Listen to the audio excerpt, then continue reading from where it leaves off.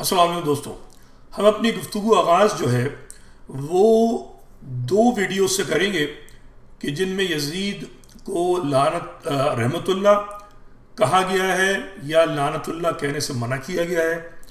اس کے بعد ہم ایک حدیث جو کمزور ترین ہے وہ پیش کریں گے، پھر ایک مضبوط ترین حدیث پیش کریں گے جو مسترد ترین ہے۔ اس کے بعد ہم قرآنی آیات سے طاغوت، بغاوت اور اس وقت عصر حاضر پر بات کریں گے۔ تو سب سے پہلے تو اس ویڈیو کو سنیے آپ۔ حسین تو اسلام بچانے جا رہے تھے تو راستے سے جان بچا کے کیوں بھاگ رہے؟ حسین تو اسلام بچانے جا رہے تھے تو راستے سے جان بچا کے کیوں بھاگ رہے؟ ہرگز نہیں۔ یہ جو کہا جاتا ہے نا دین ہست و حسین ہے اور شاہ ہست و حسین، دین ہست و حسین، سرداد نداز در دست یزید حقہ کی بنائے لا الہ ہست و حسین، لا الہ الا اللہ کی بنیاد ہے حسین۔ جھوٹ ہے، یہ کہنے والا مردود ہے، یہ کہنے والا خبیث ہے، یہ کہنے والا رافضی اور شیعہ ہے۔ جو فتنہ حضرت یزید رحمت اللہ علیہ کے خلاف کوفہ کے اندر پل رہا تھا، جو فتنہ حضرت یزید رحمت اللہ علیہ کے خلاف کوفہ کے اندر پل رہا تھا، زندہ ہوتا ہے، کہتا ہے اسلام زندہ ہوتا ہے ہر کربلا کے بعد۔ بے غیرتو، اسلام مرا نہیں ہے اور نہ قیامت تک مرے گا انشاءاللہ۔ تم جیسے مردے، لیکن پھر بھی یہ ایسے دلائل نہیں ہے کہ ہم اس سے یزید کی تعریفیں شروع کر دیں۔ تو اس لیے اعتدال والی بات کیا ہے؟ توقف۔ یوں بولو بھائی اللہ تعالیٰ حضرت حسین کے قاتلوں پر 100 مرتبہ لعنت فرمائے، نام لینے کی ضرورت نہیں ہے کیونکہ تاریخ میں بہت کچھ الٹا پلٹا کر کے مسخ کر کے پیش کیا گیا ہے۔ اور اگر کسی عالم کی تحقیق ہے کہ یزید کو لعنت، لیکن پھر بھی یہ ایسے۔ تو آپ نے یہ گفتگو سنی، اب اس گفتگو کو آگے بڑھانے کے لیے ہم جو ہے یہ حدیث جو کمزور ترین حدیث ہے وہ پیش کرتے ہیں۔ اور یہ حدیث جناب جیسے میں نے آپ سے پہلے کہا تھا کہ جو وہابی یا دیوبندی طبقہ ہے جو یزید کو رحمت اللہ علیہ کہتا ہے اور ڈیفینیٹلی لعنت اللہ علیہ نہیں کہتا، جو اہل سنت کا سمجھ لیں کہ 5% بھی نہیں ہوگا۔ شیعہ تو لعنت بھیجتے ہیں۔ اب اسلام میں جو ہے وہ 80% کے قریب اہل سنت ہیں، 20% کے قریب اہل تشیع ہیں، اور جو اہل سنت ہیں ان کی بھاری اکثریت، جیسے میں نے آپ سے کہا کہ 95% جو ہے وہ یزید کو رحمت اللہ علیہ نہیں کہتے، بلکہ میں کہتا ہوں 80% جو ہے وہ اس پہ لعنت بھیجتے ہوں گے۔ نہیں بھیجتے تو مجھے امید ہے کہ اس ویلاگ کے بعد شاید بھیجیں۔ تو یہ حدیث ہے جس کو شیعہ تو 100% نہیں مانتے، اور اہل سنت کے بھی بیشتر علماء جیسے طاہر القادری ہیں وہ اس کو تسلیم نہیں کرتے۔ اب یہ حدیث کیا کہتی ہے جس کی بنیاد پر یہ یزید کی حمایت کرتے ہیں کہ اس کو لعنت اللہ علیہ نہ کہو؟ کیوں کہ رسول سے منسوب ہے کہ میری امت کا پہلا لشکر جو قیصر کے شہر میں جہاد کرے گا وہ بخشا ہوا ہوگا۔ صحیح بخاری میں لاکھوں حدیثیں، اور امام ابو حنیفہ جو تھے ان کے جو ماننے والے ہیں وہ یہ بات مانتے ہیں، جو حنفی ہیں بیشتر، کہ بخاری کی جو بیشتر حدیثیں ہیں وہ مستند نہیں ہیں۔ ٹھیک ہے، انہوں نے صرف یہ حدیثیں صرف جمع کی گئی ہیں بخاری میں۔ ٹھیک ہے، جمع کرنے کے بعد اب علماء کی ذمہ داری ہے کہ وہ تصور کریں کہ کون سی صحیح ہے یا غلط ہے۔ تو بیشتر لوگوں نے کہا ہے کہ یہ غلط حدیث ہے، مگر ہم کہتے ہیں بالفرض یہ درست بھی ہے۔ اس میں کیا کہا گیا ہے کہ جو قیصر کے شہر میں جہاد کرے گا۔ اب قیصر کا شہر کون سا ہے؟ قیصر کا شہر جناب اس زمانے میں وہ تھا کون سا، جس کو ہم آج کہتے ہیں استنبول، کانسٹینٹی نوپل، قسطنطنیہ، اس میں لکھا ہوئی ہے قیصر قسطنطنیہ یعنی کانسٹینٹی نوپل۔ تو مجھے کوئی بتا دے کہ کیا یزید نے کانسٹینٹی نوپل کے اندر جہاد کیا تھا؟ مجھے بتائے نا، نہیں کیا تھا۔ کانسٹینٹی نوپل جو ہے خلافت عثمانیہ کے دور میں فتح ہوا۔ اگر آپ یہ حدیث خلافت عثمانیہ کے اس بادشاہ سے منسوب کریں کہ جو کانسٹینٹی نوپل کے اندر گھس کر جہاد کر گیا، اس کو تو مانی جا سکتی ہے بات، حالانکہ یہ کمزور حدیث ہے۔ ٹھیک ہے، کمزور حدیث ہے، گڑھی گئی حدیث ہے، مگر اس کو اگر مان بھی لیا جائے تو وہ یزید پہ اس کا اطلاق نہیں ہوتا، چونکہ یزید نے روم کے خلاف جہاد کیا ہے۔ شہنشاہ قسطنطنیہ، ٹھیک ہے، قیصر روم کے خلاف جہاد میں حصہ لیا ہوگا، مگر قیصر کے شہر میں جہاد نہیں کیا. ٹھیک ہے. اچھا اب ہم یہ بات آگے بڑھاتے ہیں, اس کو لمحے کو ہم اگر چھوڑ دیتے ہیں کہ اب آپ آئیے اس طرف کہ یہ مستند ترین حدیث ہے, 100% درست ہے. اہل حدیث, دیوبندی, بریلوی, شیعہ, سنی سب جو ہیں وہ اس حدیث کو 100% مانتے ہیں کہ رسول نے کہا کہ حسین و منی انا من الحسین, حسین مجھ سے ہے اور میں حسین سے ہوں. ٹھیک ہے. اب جب حسین مجھ سے ہے اور میں حسین سے ہوں تو سوال یہ پیدا ہوتا ہے کہ حسین اگر رسول سے ہے تو اس سے مراد کیا ہے؟ ٹھیک ہے نا بھائی, اس سے مراد اگر لیگل ویو سے دیکھا جائے, اگر میں یہ کہہ دوں کہ میرا یہ دوست ہے, ٹھیک ہے, جو میں کہہ رہا ہوں وہ یہ کہہ رہا ہے اور جو یہ کہہ رہا ہے میں کہہ رہا ہوں, اس کو آپ تسلیم کر لیجئے. ٹھیک ہے. تو اس کا مطلب یہ ہوا کہ اب جو کچھ وہ کہے گا, جو کچھ وہ کرے گا, وہ میرے اوپر بھی اس کا اطلاق ہوگا. ٹھیک ہے. اس کو ایذا پہنچائے گا تو مجھے ایذا پہنچایا, اسے خوش کیا تو مجھے خوش کیا.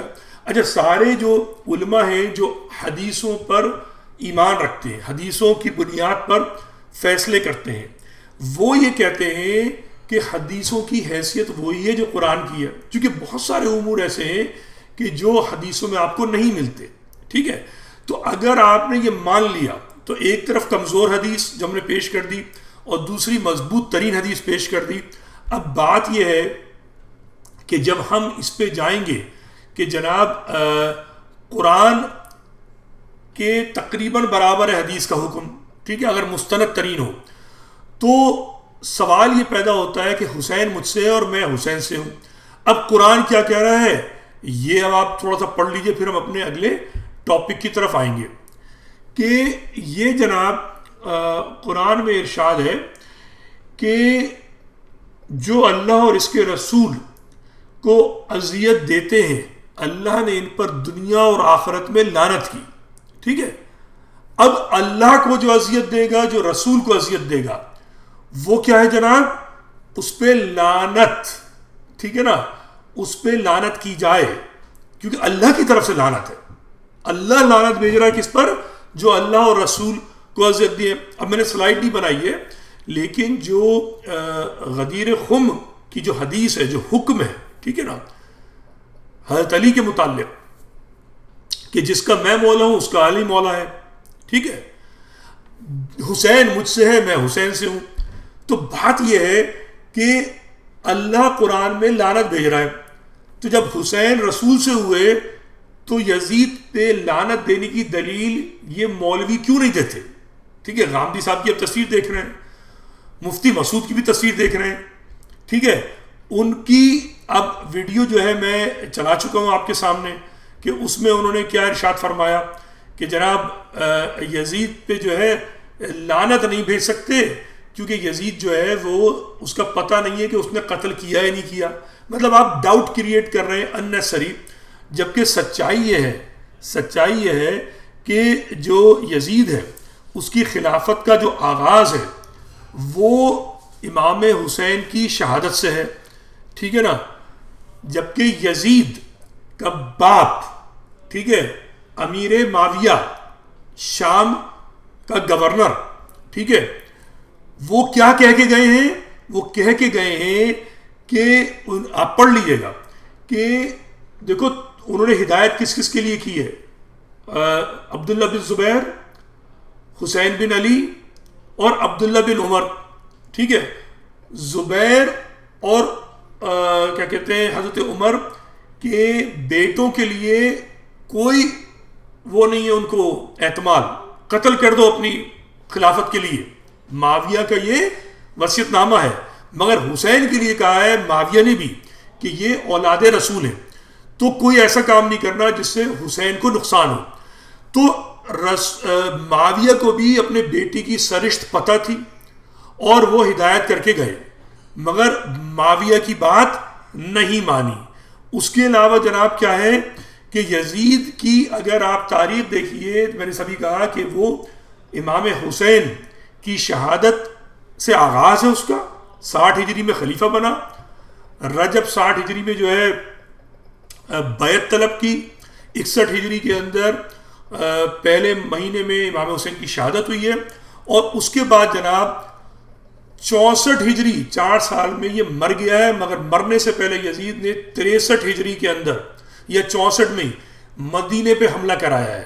مدینے میں مسجد نبوی کے اندر گھوڑے جو ہیں وہ بندے ہیں، استبل بنی ہے مسجد. ٹھیک ہے، یہ اہل سنت کی تاریخ میں لکھا ہے، اہل تشیع کی بات ہی نہیں کر رہا میں. پھر کعبے پہ حملہ کیا ہے، ٹھیک ہے، کعبے پہ حملہ کیا ہے 64 ہجری میں، اور اس کے 1 مہینے کے اندر حملے کے بعد مر گیا. اب بجائے اس کے کہ یہ مولوی یہ تعویلیں دیں، یہ دلیل دیں کہ یزید ایک ملعون ہے، ٹھیک ہے، امام حسین کے رسول سے ہونے کی حدیث کی بنیاد پر، ٹھیک ہے، یہ تعویل دیں کہ جس نے کعبے پہ حملہ کیا، جس نے مدینے پہ حملہ کیا، امام حسین اور کربلا پہ تو بات ہی نہیں کرتے، میں تو نہیں کرتا بات، ٹھیک ہے، کہ بھئی آپ کو نفرت امام حسین سے کیجئے، مگر اپنے قرآن، اس حدیث، اس تاریخ جو آپ نے لکھی ہے اس کی بنیاد پہ تو اس پہ لعنت کیجئے بدبخت پر، مگر آپ وہ کرنا نہیں چاہتے. اچھا، اب ہم آتے ہیں تھوڑا سا اس طرف کہ ایک اور آپ یہ سن لیجئے کیا کہتے ہیں ویڈیو، کہ میں نے بیان میں یہ کہا ہے کہ نبی صلی اللہ علیہ وسلم کی صحیح حدیث ہے کہ جب کوئی مسلمانوں کا خلیفہ بن جائے تو اس کے خلاف جو بھی اٹھے اسے قتل کر دو، کائنم من کان، جو بھی ہو. اس پہ لوگوں نے، ٹھیک ہے، اب آپ نے سنا کہ جو خلیفہ کے خلاف کھڑا ہو، ٹھیک ہے، اسے قتل کر دو. اس کے بعد انہوں نے توجیہ دی ہے، پہلے تو انہوں نے باغی کہا ہے، وہ ویڈیو مجھے نہیں ملی، مگر پھر بعد میں انہوں نے اس کو تبدیلی کی ہے جب لوگوں نے شور مچایا کہ جی میں نے یہ نہیں کہا تھا، میں نے کہا تھا کہ کیا کہتے ہیں جو باغی ہیں خلافت کے، اور پھر انہوں نے کہا کہ امام حسین تو باغی نہیں تھے. ٹھیک ہے، جو اچھی بات ہے انہوں نے ریٹریکٹ کر لی، مگر بات یہ ہے کہ میں اس پہ بھی اعتراض کرتا ہوں کہ خلافت کی بغاوت سے متعلق جو حدیث ہے اس کی سند کیا ہے. ٹھیک ہے، اس کی سند پہ ہم بات کریں گے، مگر ایک اور یہ جو ہے آپ سنیے ویڈیو، پھر ہم قرآن سے بات کریں گے. پھر یزید کے ہاتھ پر بیعت کرنے والے صحابہ معاذ اللہ نہ اچھے ہیں نہ برے. دنیا میں ایک اصول یاد رکھو، شریعت میں جو بادشاہ ہو، جس کے ہاتھ میں قوت نافذہ ہو، اس کے اچھے اور برے کی بحث اسلام میں ہے ہی نہیں. سمجھ رہے ہو؟ اس کی اطاعت واجب ہے. تو صحابہ یزید کو اچھا سمجھیں برا سمجھیں، جنہوں نے بیعت کی ہے اس بیعت پہ کی ہے کہ پاور کس کے پاس ہے؟ یزید کے پاس. جو پاورفل ہوتا ہے اسلام میں حاکم اسی کو کہتے ہیں. پھر یزید کے ہاتھ پر بیعت. تو اب آپ نے گفتگو سنی کہ اسلام میں جو پاورفل ہوتا ہے، چاہے وہ صحیح ہو غلط ہو، ٹھیک ہے، اس کی بیعت کی جائے. یعنی عجیب مذاق ہے، مطلب یہ عقل انسانی سے بالا تر ہے. مجھے یہ بتائیے کہ فرعون میں کیا برائی تھی، شداد میں کیا برائی تھی، نمرود میں کیا برائی تھی؟ مجھے آپ یہ بتا دیجئے نا کہ ان میں ایسی کیا برائی تھی کہ آپ جو ہیں انہوں نے مطلب 1,24,000 پیغمبر بھیج دیے. اب کوئی کہے گا نہیں وہ تو مشرک ہو گئے تھے، کم سے کم یزید موحد تھا، رسول کا ماننے والا تھا، اللہ کو ایک ماننے والا تھا، اور مسلمانوں کا خلیفہ، تو اس کو آپ اس سے نہیں ملائیں گے. مگر بات یہ ہے کہ سوال یہ پیدا ہوتا ہے کہ یہ انصاف کے تقاضوں پہ بات پوری بیٹھتی ہے. آئیے قرآن سے کچھ چیزوں کو تھوڑا سا ہم سمجھتے ہیں اور سوال کرتے ہیں، ٹھیک ہے نا. اب یہ جو ہے جناب کیا کہتے ہیں قرآنی آیت ہے کہ جو لوگ اللہ اور اس کے رسول کو اذیت دیتے ہیں، اللہ نے ان پر دنیا اور آخرت میں لعنت کی ہے اور ان کے لیے ذلیل کرنے والا عذاب تیار رکھا ہے. ٹھیک ہے، اب بات یہ ہے کہ اس میں یہ کہیں نہیں لکھا کہ اذیت دینے والا صرف کافر ہو. بھاری بات نہیں، اس میں یہ ہے کہ اللہ اور رسول کو اذیت دینے والا کوئی بھی ہو، اس کے لیے دنیا اور آخرت میں لعنت ہے. اب سوال یہ ہے کہ یہ جو مولانا صاحب ہیں کیا وہ بتائیں گے کہ امام حسین کو کربلا میں شہید کر کے کیا یزید نے اذیت نہیں دی؟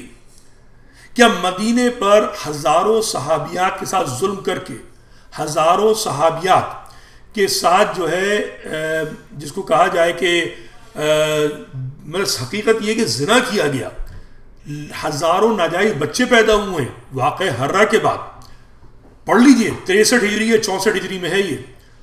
تو سوال یہ پیدا ہوتا ہے کہ یزید پہ لعنت واجب نہیں ہے؟ میں سمجھتا ہوں لعنت واجب ہے. اور یہ جو مولانا کی یہ بات ہے اس پہ ہم ابھی مزید بات کریں گے کہ بھائی یہ جو کیا کہتے ہیں خلیفہ آپ نے کہہ دیا ہے، یہ خلیفہ کہنا جو ہے کیا یہ جائز ہے؟ میری سمجھ میں یہ بات نہیں آتی کہ کس طریقے سے آپ جو یزید ہے اس کو آپ خلیفہ مان لیں، حاکم مان لیں، اور اس کی صحیح غلط اس کو سب کچھ جو ہے وہ آپ تسلیم کرتے رہیں. ایک اور آیت ہے آپ دیکھ لیجئے، بے شک جو لوگ پاک دامن بے خبر ایمان والی عورتوں پر تہمت لگاتے ہیں ان پر دنیا اور آخرت میں لعنت کی گئی ہے اور ان کے لیے بڑا عذاب ہے. یعنی خدا جو ہے پاک دامن عورتوں کے لیے، ٹھیک ہے، تہمت لگانے والوں پر لعنت بھیج رہا ہے، مگر امام حسین کا قتل کر دینے والے اس قتل، اور چلے یہ بھی مان لیں کہ ایک لمحے کو آپ مان لیجئے کہ جس کو کہا جائے کہ یزید نے قتل نہیں کیا، ہم ایک لمحے کو بات مان لیتے ہیں کہ جو لوگ قاتلین تھے انہوں نے یزید کے حکم پہ بات نہیں مانی، ٹھیک ہے، کیا یزید نے ان کو سزا دی کوئی؟ مجھے بتائیے. یزید نے ان کی سرزنش کی؟ بھئی گورنر تو بدل دیا تھا اس نے کوفے کا، جس نے ظالم ترین گورنر کیوں لے کر آیا تھا؟ وہ تفریق لے کر آیا تھا. مدینے پہ چڑھائی کیوں کی تھی یزید نے؟ بھئی 61 ہجری میں ماننے کو تیار ہوں چلے ایک لمحے کے لیے ان جاہلوں کے لیے کہ جی وہ یزید نے قتل نہیں کیا، ٹھیک ہے. کربلا کے، بلکہ میں یہ بھی کہہ دیتا ہوں جی شیعوں نے کیا، جو کہ کچھ لوگ کہتے ہیں جی وہ شیعہ گھبرائے ہوئے تھے، امام حسین کا انہیں چہرہ نظر آ رہا تھا تو وہ امام حسین کو زندہ اگر چھوڑ دیتے تو ان کے راز کھل جاتے. بھئی آج کا تو شیعہ کوئی نہیں تھا، ہم یہ بھی مان لیتے ہیں کہ جی وہ کوفی شیعہ تھے، حالانکہ یہ بھی غلط ہے مگر مان لیتے ہیں ایک لمحے کے لیے ظالموں کی بات کو مان لیا جائے. بات یہ ہے کہ کیا یزید نے ان کو سزا دی؟ پھر مدینے کیوں گیا تھا؟ مدینے پہ حملہ کیوں کیا؟ مکے پہ حملہ کیوں کیا؟ 4 سال میں اس نے اسلام کی اینٹ سے اینٹ بجانے کی پوری کوشش کی، اور یہ لوگ اس کو رحمت اللہ علیہ کہتے ہیں کہ اس پہ لعنت مت بھیجو، ٹھیک ہے نا. یہ 2 شہزادوں کا معاملہ ہے، یہ سوچنے والی بات ہے، ٹھیک ہے. اچھا اب ہم آتے ہیں ایک اور ویڈیو کی طرف، اور اس ویڈیو کے بعد ہم اس گفتگو آگے بڑھائیں گے، اور وہ یہ ہے جناب، یہ سنیے. الذین یزعمون انہم آمنوا بما انزل الیک، فرمایا تم نے دیکھا نہیں ان لوگوں کو جو دعویٰ کرتے ہیں کہ وہ اس پر بھی ایمان لائے ہیں جو تم پر نازل کیا گیا، وما انزل من قبلک، اور اس پر بھی جو تم سے پہلے نازل کیا گیا تھا. یریدون ان یتحاکموا الی الطاغوت، مگر چاہتے ہیں کہ اللہ اور رسول کو چھوڑ کر اپنے معاملات کے فیصلے کے لیے اسی سرکش کی طرف رجوع کریں جو بدی کا سرغنہ ہے. یعنی پیچھے بیان ہوا نا کہ اللہ کی حکومت قائم ہے، اللہ کا رسول موجود ہے، اور جو بات بھی تمہارے یہاں ہوگی وہ اللہ اور رسول کے احکام کے سامنے سرفگندہ ہو کے ہوگی. اب یہ بتایا کہ تمہارے اندر ہی وہ لوگ موجود ہیں کہ جو یہ دعویٰ کر رہے ہیں کہ وہ اس قرآن کو بھی مانتے ہیں، اس سے پہلے جو کتابیں نازل ہوئیں ان کو بھی مانتے ہیں، مگر جس وقت کوئی فیصلہ کرانا ہوتا ہے تو اللہ اور اللہ کے رسول کو چھوڑ کر اس سرکش کی طرف رجوع کرتے ہیں جو بدی کا سرغنہ ہے. یہ یہود کے آپ نے غامدی صاحب کی بات کی، میں اس تفصیل میں نہیں جاؤں گا. انہوں نے ایک چیز یہ بتا دی کہ طاغوت کون ہے. وہ سرکش کہ جو پرانی کتابوں کو بھی مانتا ہے، رسالت کو بھی مانتا ہے، مگر سرکش ہے، ٹھیک ہے.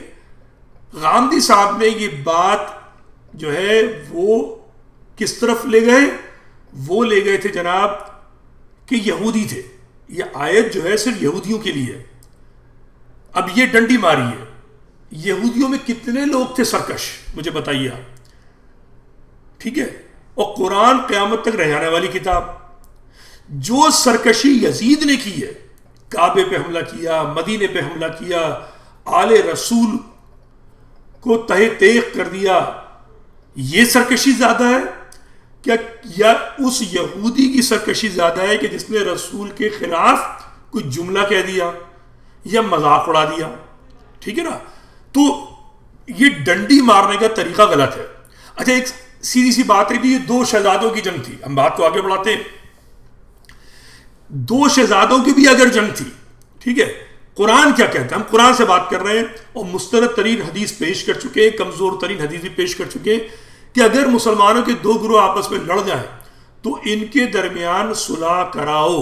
پھر اگر ان میں سے ایک گروہ دوسرے گروہ پر زیادتی کرے تو اس گروہ سے لڑو جو زیادتی کرتا ہے. ٹھیک ہے. تو سوال یہ پیدا ہوتا ہے کہ یزید اور امام حسین اگر ان کو جو ہے ایک لمحے کے لیے گروہ بھی مان لیا جائے، ٹھیک ہے، تو سوال یہ پیدا ہوتا ہے کہ مسلمان جو ہے حق کا ساتھ دے رہے ہیں یا نہیں دے رہے. بھئی آپ کے پاس اختیار بڑا سمپل سا ہے کہ آپ جو ہے جس کو کہا جائے کہ صلح کرانے کی کوشش کریں. اگر صلح نہ ہو تو یہ طے کریں حق پر کون ہے. تو صلح تو ہوتی بھی نظر نہیں آ رہی. ٹھیک ہے نا. یزید میں اور امام حسین میں کوئی صلح نہیں ہوئی. امام حسین جو شہید ہو گئے اور 14 سال سے مسلمانوں کے دو گروہ آپس میں اختلاف رکھتے ہیں.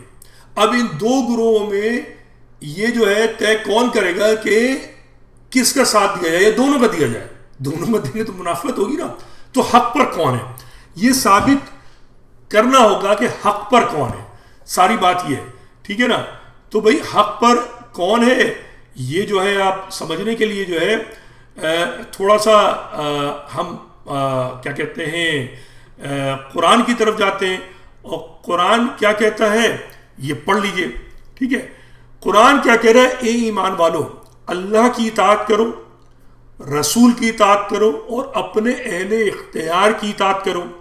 اور پھر اگر تمہارے درمیان کسی چیز میں اختلاف ہو جائے تو اس کو اللہ اور اس کے رسول کی طرف لوٹاؤ. ٹھیک ہے نا. کس کی طرف لوٹاؤ؟ اللہ اور رسول کی طرف لوٹاؤ. ٹھیک ہے. اللہ اور رسول کی طرف آپ کیسے لوٹائیں گے؟ سوال یہ پیدا ہوتا ہے کہ اللہ اور رسول کی طرف کیسے لوٹائیں گے؟ یہ اختلاف تو آج بھی ہو رہا ہے. اب لوٹائیں گے کیسے؟ اللہ کی طرف قرآن سے حوالے لائیے اور رسول کی طرف مستند ترین حدیث جس میں 100% اتفاق ہو. وہ احادیث نہیں جس پہ صرف شیعہ مانتے ہیں اور وہ احادیث نہیں جس کو صرف اہل سنت مانتے ہیں، بلکہ ایسی حدیثیں جس کو سب مانتے ہیں. ٹھیک ہے. تو میں نے آپ کو ایک ہی حدیث پیش کی ہے اور اس سے زیادہ مدلل حدیث نہیں ہو سکتی. ٹھیک ہے. کہ حسین مجھ سے ہے اور میں حسین سے ہوں. اب جس نے حسین کو اذیت دی اس نے رسول کو اذیت دی، جس نے رسول کو اذیت دی اس پہ قرآن لعنت کر رہا ہے. بڑا سیدھا سا ایک اصول ہے اس کے اندر. مگر اس آیت کے حوالے سے میں تھوڑی سی اور بات کروں گا جو کہ بات ہوگی طاغوت اور بغاوت کی. ٹھیک ہے. تو بات یہ ہے کہ اللہ اور رسول کی اطاعت ضروری ہے. اور اگر ایک تو پہلی بات یہ کہ جو مولانا جو وہ ہیں مسعود صاحب انہوں نے جو بات کی تھی ان کی بات تو ایک بار پھر سن لیتے ہیں کیونکہ وہ اب تو اس ٹاپک پہ ہم بات کریں گے تھوڑی سی. پھر یزید کے ہاتھ پر بیعت کرنے والے صحابہ معاذ اللہ نہ اچھے ہیں نہ برے. دنیا میں ایک اصول یاد رکھو، شریعت میں جو بادشاہ ہو جس کے ہاتھ میں قوت نافذہ ہو اس کے اچھے اور برے کی بحث اسلام میں ہے ہی نہیں. سمجھ رہے ہو؟ اس کی اطاعت واجب ہے. تو یہ بڑی احمقانہ بات ہے کہ اس کی اطاعت واجب ہے چاہے کہ وہ صحیح اور غلط کرے. اور یہ خلیفہ کی اور بات سن لیجئے آپ کہ میں نے بیان میں یہ کہا ہے کہ نبی صلی اللہ علیہ وسلم کی صحیح حدیث ہے کہ جب کوئی مسلمانوں کا خلیفہ بن جائے تو اس کے خلاف جو بھی اٹھے اسے قتل کر دو، کائنم من کان، جو بھی ہو. اس پہ لوگوں نے تو یہ کتنی مطلب میں سمجھتا ہوں بڑی احمقانہ بات ہے، بڑی خطرناک بات ہے کہ مطلب آپ نے ایک اس حدیث کو اگر ہم مان لیں یہ 100% جو ہے قرآن سے ٹکراتی ہوئی حدیث ہے. 100% قرآن سے ٹکرا رہی ہے. کیوں ٹکرا رہی ہے؟ چونکہ یہ انصاف کے تقاضوں پہ نہیں پہنچتی. قرآنی جو آیات طاغوت کے متعلق ان سے ٹکراتی ہے کہ بھئی کیسے ممکن ہے کہ ایک ظالم جابر بادشاہ ہو جائے اور آپ اس کے خلاف کھڑے نہ ہوں، اس کی ہر بات غلط اور صحیح کو مان لیں. یہ ممکن نہیں ہے. اور یہ جو میں نے کیا کہتے ہیں اولو الامر کی جو آیت آپ کے سامنے ترجمہ پڑھا تھا، وہ اس میں گنجائش ہے کہ جو ایمان والوں اللہ کی اطاعت کرو، رسول کی اطاعت کرو، اہل اختیار کی اطاعت کرو. اگر تم میں آپس میں اختلاف ہو جائے تو اللہ اور رسول کی طرف لوٹا دو. اللہ اور رسول کی طرف اب ظاہر اختلاف ہو گیا نا. آج آپ کا عمران خان سے اختلاف ہو جائے، نواز شریف سے اختلاف ہو جائے، بنگلہ دیش میں حسینہ واجد سے اختلاف ہو گیا، اور ماضی میں یزید سے اختلاف ہے، معاویہ سے اختلاف ہے. تو اس اختلاف کو آپ کیسے جو ہے وہ درست کریں گے؟ تو اس کو درست کرنے کا جو طریقہ ہے وہ سیدھا سا موجود ہے، حسین منی وہ انا من الحسین. اور یہ نہیں مانتے تو قرآن میں پڑھ لیجئے.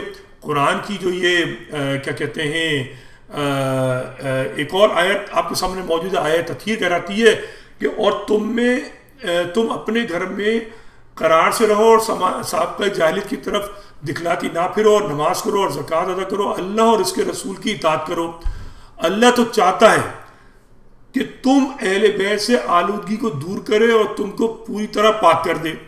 یہ دو مختلف ٹاپک ہیں، اس میں کافی بحث ہے علماء میں ادھر نہیں جا رہا، مگر جو اس کے اندر جو امپورٹنٹ پوائنٹ ہے وہ یہ ہے کہ تم اہل بیت سے آلودگی کو دور کیا گیا ہے اور تم کو پوری طرح پاک کیا گیا ہے. یہ ترجمہ جو ہے میں نے کیا کہتے ہیں اٹھایا ہے وہابی سائٹ سے، ٹھیک ہے نا، وہابی ترجمہ نگار ہے یہ، اہل تشیع کا میں نے نہیں لیا ہے. اہل تشیع کا ترجمہ مختلف کرتے ہیں، ٹھیک ہے. وہ کہتے ہیں کہ اہل بیت سے طہارت کو ایسا مطہر کر دیا گیا ہے جیسے وہ کبھی نجس تھے ہی نہیں، ٹھیک ہے نا، وہ نجس رہے ہی نہیں، وہ جو ہے مکمل پاک ہے، ٹھیک ہے. بات یہ ہے کہ جب اہل بیت پاک ترین لوگ ہیں، یہ وہابی دیوبندیوں کی ویب سائٹ کی ٹرانسلیشن ہے، ٹھیک ہے. تو اس کا مطلب ہے کہ اسلام میں کوئی ایک گروہ ہے جو مکمل طور پر طاہر ہے. اب اس زمانے میں کیا ہے کہ اہل بیت کون ہے؟ یہ سارے اہل سنت بھی مانتے ہیں کہ بھئی آل رسول جو ہے، جو بی بی فاطمہ کی اولاد ہے، وہ اہل بیت ہے، ٹھیک ہے. کچھ جو ہے وہ جو ازواج مطہرات ہیں ان کو بھی مانتے ہیں، کہ ہم اس بحث میں نہیں جا رہے. ازواج جو ہے وہ حیات نہیں ہے امام حسین کے زمانے میں، ٹھیک ہے. تو اس کا مطلب یہ ہوا کہ یزید کے مقابلے میں امام حسین جو ہے وہ پاک و پاکیزہ اور مطہر ہے. میری گفتگو جو ہے وہ شیعہ زاویے میں نہیں ہو رہی ہے، میری گفتگو ہو رہی ہے ان روایات، ان ترجموں، ان احادیث پہ کہ جو کہ وہ طبقہ مانتا ہے جو یزید کو لعنت اللہ نہیں کہتا بلکہ رحمت اللہ بھی کہنے کو تیار ہے، ٹھیک ہے. اچھا، اب اگلی جو ہے وہ قرآنی آیت جو ہے یہ پڑھ لیجئے آپ. پھر تم میں یہ آیہ مباہلہ ہے، اور پھر جو تم میں سے تمہارے بارے میں حجت کرے اور بات اس کے کہ تمہارے پاس علم آ چکا ہے تو ان سے کہو کہ آؤ ہم بلائیں اپنے بیٹوں کو اور تمہارے بیٹوں کو، اپنی عورتوں، تمہاری عورتوں کو، اور ہم اور تم خود بھی جمع ہو، پھر ہم مل کر دعا کریں کہ جو جھوٹا ہے اس پر اللہ کی لعنت ہو، ٹھیک ہے. اللہ کی پھر لعنت بھیجی گئی ہے. آ رہی بات سمجھ میں؟ اللہ کی لعنت کس پر ہے؟ کہ جو جھوٹے ہیں، ٹھیک ہے. تو بات یہ ہے کہ آج ہمیں طے کرنا ہوگا کہ جھوٹے کون ہیں، ٹھیک ہے، اور سچے کون ہیں. اب آپ کسی بھی صحابی کو لے لیجئے، کسی بھی امام کو لے لیجئے، کسی بھی اہل بیت کے رکن کو لے لیجئے، ٹھیک ہے. قرآنی آیات سے طے کیجئے کہ کن کو پاک کیا گیا، ٹھیک ہے، کن سے محبت. اب یہاں آئے مودت نہیں ہے جس میں کہا ہے کہ اللہ جو ہے وہ کہتا ہے کہ تم مجھ سے پوچھتے ہو کہ میری اجرت کیا ہے دین لانے کی، دین پھیلانے کی، تو ان سے کہو میں تم سے کچھ نہیں مانگتا سوائے اس کے کہ میرے گھر والوں سے محبت کرو. اہل سنت کچھ ترجمہ ایسا کرتے ہیں کہ اپنے گھر والوں سے محبت کرو، جو احمقانہ بات ہے. بھئی اجرت رسول بتا رہے ہیں تو اپنے گھر والوں کی بتائیں گے یا آپ کے گھر والوں کی بتائیں گے؟ مگر ہم اس بحث میں بھی نہیں جاتے. ہم نے وہ دو آیتیں پیش کی ہیں اور وہ ایک حدیث پیش کی ہے، وہ کافی ہے یہ ثابت کرنے کے لیے کہ یزید ملعون تھا، ٹھیک ہے. اس پہ لعنت بھیجنا، اگر آپ صحیح مسلمان ہیں، قرآن اور سنت کو مانتے ہیں رسول سے عشق کرتے ہیں تو یزید پہ لعنت بھیجنا واجب ہے میرے نزدیک. ٹھیک ہے. اور اگر آپ مسلمان نہیں ہیں, کافر ہیں, ملحد ہیں, کچھ بھی ہیں, لبرل ہیں, پھر ٹھیک ہے, پھر جائز ہے. ٹھیک ہے. لیکن اگر اپنے آپ کو مسلمان کہتے ہیں, عاشق رسول کہتے ہیں, تو لازم ہے کہ آپ جو ہے لعنت بھیجیں یزید پر. ٹھیک ہے. اور میں یہ سمجھتا ہوں کہ جو انسانیت ہے اس پہ لازم ہے کہ وہ یزید پر لعنت بھیجے. کیوں لعنت بھیجے؟ کہ جو قرآن کی آیت ہے, آیہ اولو الامر, ٹھیک ہے, وہ یہ بتاتی ہے, وہ واحد آیت ہے کہ جس کے ذریعے آپ یہ ثابت کر سکتے ہیں کہ جناب جو کیا کہتے ہیں کہ قرآن میں خلافت کا کہیں یا امامت کا کہیں ذکر موجود ہے. ورنہ پورا قرآن اٹھا لیجئے, اس کے اندر کہیں آپ کو جو ہے ذکر ملے گا ہی نہیں, نہ خلافت کا نہ امامت کا. اب ہو سکتا ہے اس کو کوئی بات کسی کو یہ بری لگ جائے, مگر میں یہاں صرف ایک سیدھی سی بات کر رہا ہوں کہ قرآن میں کہیں واضح طور پر نہیں ہے کہ کون خلیفہ ہوگا, کیسے خلیفہ ہوگا, کیسے انتخاب ہوگا, اور کیسے جو ہے وہ ان کو برطرف کیا جائے گا. ٹھیک ہے. تو یہ حدیثیں لکھی گئی ہیں 100 سال 150 سال بعد جا کر. اللہ بہتر جانتا ہے کہ یہ حدیثیں لکھنے والے کون تھے, کہنے والے کون تھے, راوی روایت کرنے والے کون تھے. مگر کوئی حدیث جو قرآن کی تشریح نہ کرتی ہو قابل قبول نہیں ہے. ٹھیک ہے. ہم مان لیتے ہیں جی خلافت بھی موجود تھی, ہم یہ ماننے کو تیار ہیں کہ جی یہ جو مختلف مذاہب کے امام ہیں وہ بھی درست ہیں, مگر ہم یہ کیسے مان لیں کہ خلیفہ جو ہے اس کو اختیار ہے کہ باغیوں کو قتل کر دے.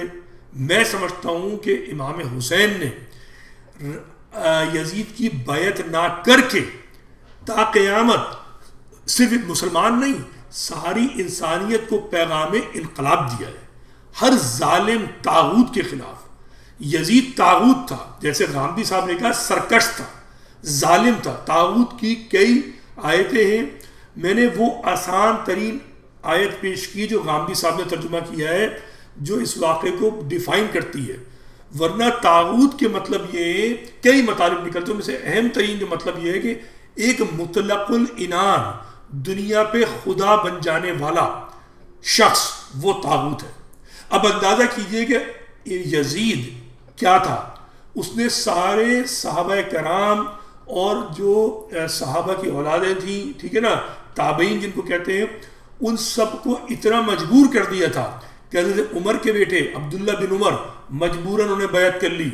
عبداللہ بن عباس, چچا عباس رسول کے چچا تھے, ان کے بیٹے نے بیعت کر لی, جو حضرت علی کے کمانڈر ہوا کرتے تھے, چیف آف آرمی اسٹاف تھے, جنرل تھے. ایسے ہی عبداللہ بن زبیر, ٹھیک ہے, وہ محصور ہو گئے مکے کے اندر. تو پورا عالم اسلام گھبرایا ہوا تھا. ٹھیک ہے. مدینے پہ حملہ کیا گیا, جن لوگوں نے بات نہیں مانی.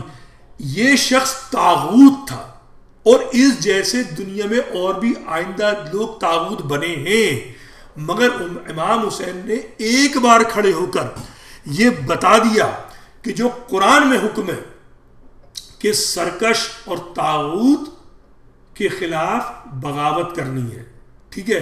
بغاوت سے مراد یہ ہے نہیں ہے کہ صرف آپ کھڑے ہو جائیں, کم سے کم اس کی بات نہیں ماننی ہے. یزید کی بیعت نہ کر کے امام حسین نے مسلمانوں کو پیغام دیا کہ چاہے وہ حسینہ واجد ہو, چاہے نواز شریف ہو, چاہے عمران خان ہو, چاہے الطاف حسین ہو, کوئی بھی ہو, آنے وقت قیامت تک کوئی بھی آدمی اگر ظالم بننے کی کوشش کرے تو اس کی بیعت مت کرو, اس کو انڈورسمنٹ مت دو. ٹھیک ہے. حالات خراب ہو جائیں خاموش ہو جاؤ. ٹھیک ہے. کچھ بولنے کی ضرورت نہیں ہے, چونکہ امام حسین نے 3 آپشن دیے تھے. میں بات اپنی ختم کر رہا ہوں کہ مجھے یزید کے پاس لے چلو, میں اس سے مکالمہ کروں گا, مجھے اسلامی سرحدوں سے باہر جانے دو, یا میں مدینے میں خاموشی زندگی گزار لوں گا. میں قتل و غارت گری نہیں چاہتا. ٹھیک ہے. مگر میں بیعت نہیں کروں گا یزید کی, سر کٹا دوں گا. اسی لیے سرداد نداد دست در دست یزید حقا کے بنائے لا الہ است حسین، جو وہ مولوی بکواس کر رہا تھا ویڈیو کے آغاز میں کہ یہ غلط ہے، نہیں یہی درست ہے، اگر حسین سر نہیں کٹاتے تو تا قیامت اسلام جو تھا اس کے ساتھ کھلواڑ ہوتا، ہر حاکم آتا اس کو، یہ مولانا مسعود جیسے لوگ کہتے کہ جناب جو یہ کہہ رہا ہے اس کو مان لو، یہ کانسرٹ کرائے گا تو مان لو، یہ جوا کرائے گا تو مان لو، چونکہ خلیفہ ہے، ٹھیک ہے نا۔ امام حسین نے پیغام دیا نہیں، کھڑا ہونا ہے حق اور سچ کے لیے۔ تو یہ جتنے مولوی ہیں، یہ جتنی بکواس کرتے رہے، اس کی کوئی حیثیت نہیں ہے۔ امام حسین جس کو کہہ لیا ہے کہ پروردگار ہے کس کے؟ استقامت کے۔ استقامت کا ایسا مظاہرہ کیا ہے کہ تاریخ میں نہیں ملتا، ازل سے ابد تک امام حسین کی استقامت نہیں ملے گی۔ امام حسین سے پہلے تو ملتی نہیں ہے اور اس کے بعد بھی نہیں ملتی اور مل نہیں سکتی، کیونکہ اس کی ضرورت نہیں ہے، ضرورت نہیں ہے، کیونکہ حسین مہر لگا گئے کہ یزیدیت مردہ باد، حسینیت زندہ باد، بیعت نہیں ہوگی، انڈورسمنٹ نہیں ہوگا، یزید تا قیامت لعنت اللہ علیہ۔ خدا حافظ۔